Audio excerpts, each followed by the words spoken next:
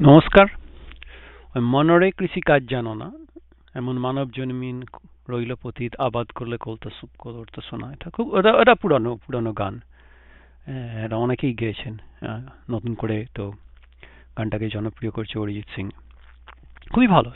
সবাই তোমার মতো করে গাক না। তো বাবার একটা গায়কই ছিল, যাতে বাবা আসলে কম চানাচুর দিয়ে সুর আর কি, বোরিং সুরে গাইতেন। সেইটা ছোটবেলায় জানি না কতদিন ধরে রাখতে পারবো। তো বাবা কিভাবে গাইতেন বাবার সুরে, আর মানে বাবা যার থেকে শিখেছেন তখনকার সেই সুরটা কিরকম ছিল, আর একটা ভার্সন আর কি। কাছাকাছি, অনেকটাই কাছাকাছি। 90% হয়তো 1-10% এদিক ওদিক।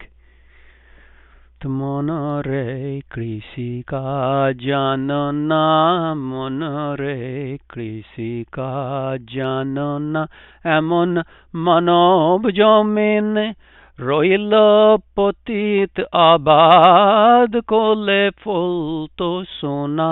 এমন মানব জমিনে রইল পতিত, আবাদ করলে ফলতো সোনা। মনরে কৃষিকাজ জানো না, মনরে কৃষিকাজ জানো না। কালীন নামে দাওরে বেড়া, ফসলে তছরূপ হবে না। কালীন নামে দাওরে বেড়া, ফসলে তছরূপ হবে না। সে যে মুক্ত কেশির শক্ত বেড়া, তার কাছেতে জম ঘেঁষে না। সে যে মুক্ত কেশির শক্ত বেড়া, তার কাছেতে জম ঘেঁষে না। মনরে কৃষিকাজ জানো না, মনরে কৃষিকাজ জানো না। গুরুদত্ত বীজ অদ্য কিংবা শতাব্দন্তে বাজেয়াপ্ত হবে জানো না। অদ্য কিংবা শতাব্দন্তে বাজেয়াপ্ত হবে জানো না।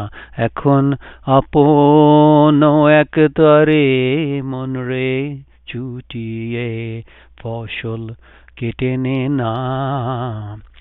গুরুদত্ত বীজ রোপণ করে ভক্তি বাড়ি সেচে দে না। গুরুদত্ত বীজ রোপণ করে ভক্তি বাড়ি সেচে দে না। তুই একা যদি না পারিস, মন রাম প্রসাদকে সঙ্গে নে না। তুই একা যদি না পারিস, মন রাম প্রসাদকে সঙ্গে নে না। মনরে কৃষিকাজ জানো না, মনরে কৃষিকাজ জানো না, এমন মানব জমিনে রইল পতিত, আবাদ করলে ফলতো সোনা। এমন মানব জমিন রইল পতিত, আবাদ করলে ফলতো সোনা। মনরে কৃষিকাজ জানো না, মনরে কৃষিকাজ জানো না। এখনো কানে ভাসে রঙ্গলাল জেঠু পাখোয়াজ বাজাতেন। ও পুরো পাখোয়াজ ভেঙে ফেলবেন, মানে আটা দিয়ে সেই বেড়ি করে মাঝখানে ভাব ভাব ধাপ ধাপ করে। ওফ, কি সব দিন ছিল। মানে সেজও আমার সেজদা ভালো তবলা বাজাতেন, কিন্তু পাখোয়াজের সঙ্গে এইসব গানগুলো আরো খুলতো মনে হয়। হ্যাঁ, তবলার থেকে পাখোয়াজে আরো বেশি খুলতো এই গানগুলো। আর রামপ্রসাদ হচ্ছে আমার জারতো দাদা, পচাদা। তো একা যদি নাম পারিস মন, রামপ্রসাদকে সঙ্গে নে না। পচাদা ছিল মিশন কুড়ে, ছবির হাত ভালো, কিন্তু ছোটবেলায় ভাবতাম হ্যাঁ পচাদাকে নিয়ে গেলে তো কাজটা উচ্ছন্নে উঠবে। But it's good memory. বাবা, রঙ্গলাল জেঠু, দেবেশ জেঠু আসতেন, তারপরে ভালো জেঠু, হ্যাঁ, আর দিদা কলকাতা থেকে আসতেন, সবাই মিলে একসঙ্গে। তারপরে বাবার ক্লাসিক্যাল গানের বন্ধুরা, নববাবু, নবকুমার সরকার রামতলার, বৈদ্যনাথ বাবু খুব ভালো টপ্পা গাইতেন। কোনোদিন সুযোগ পেলে রামকুমারের টপ্পা। চেনা জানা গান, বাট ব্যাস গাওয়ার চেষ্টা করছি। যার ভালো লাগবে শুনবেন, যার ভালো লাগবে শুনবেন না। আমি গান গাড়ি নিজের খেয়ালে। তো ওই বন্ধু বলল, আরে তুই না না এই গান টানগুলো করিস, মানে ইউটিউবটা মায়ের জন্য চালিয়ে দেবো। তো তখনই ভাবলাম ভজাদার পরামর্শ যদি শুনি তাহলে বেশি বড় করা যাবে না। তারপর ওই দেখেছিস বাপ মা আমার তো 20 মিনিট 24 মিনিটে কি যে করেছিস, এখন মায়ের কাছে আমার ফোনটা রাখতে হবে। তাই চেষ্টা করছি আচ্ছা একটা করে গান করবো আর কেটে দেবো, যাতে একটা করে মাঝে মাঝে শুনিয়ে দেবে চুপ করার মতো। ভালো থাকবেন। সত্যি আমরা কবিতাটাই যদি ভাবেন, মনোরে কৃষি কাজ জানো না, এমন মানব জমিন রইল পতিত, আবাদ করলে ফলতো সোনা। আবাদটা ভীষণ ইন্টারেস্টিং। আবাদটা আসলে কি? আমাদের বাগনানের ডাক্তারবাবু ডাক্তারি করেন, দেবীপ্রসাদ মুখার্জি। ওনাকে দেখে খানিকটা উৎসাহ পাওয়া।